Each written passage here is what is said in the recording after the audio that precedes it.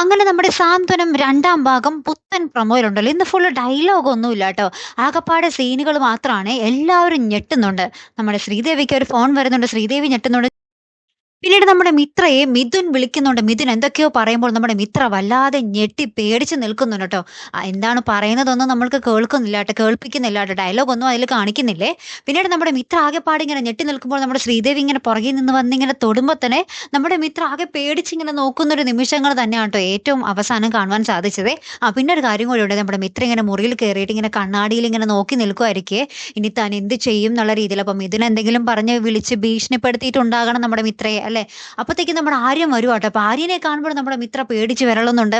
പക്ഷെ ആര്യനാണെങ്കിലും നമ്മുടെ മിത്രയ്ക്ക് വേണ്ടി ഒരു പിസയൊക്കെ ആയിട്ടാട്ടോ വരുന്നുണ്ട്. ആ പിസ നമ്മുടെ മിത്രയ്ക്ക് ഇങ്ങനെ വായിൽ വെച്ച് കൊടുക്കുന്ന ഒരു അടിപൊളി രംഗാട്ടോ ഏറ്റവും ഒടുവിൽ കാണുവാൻ സാധിച്ചതേ. അപ്പൊ എന്തായിരിക്കും ഇനി സംഭവിക്കാൻ പോകുന്നത്? നമ്മുടെ മിഥുൻ എന്തിന് നമ്മുടെ മിത്രയെ വിളിച്ചു? എന്തായിരിക്കും പറഞ്ഞ് ഭീഷണിപ്പെടുത്തിയിട്ടുണ്ടാവുക? അതൊക്കെയാട്ടോ നമുക്കിനി അറിയേണ്ടത്. എന്തായാലും കാത്തിരുന്ന് തന്നെ കാണാം. അപ്പൊ അടുത്തൊരു വീഡിയോയുമായി വരുന്നത് വരയ്ക്കും ഗുഡ് ബൈ.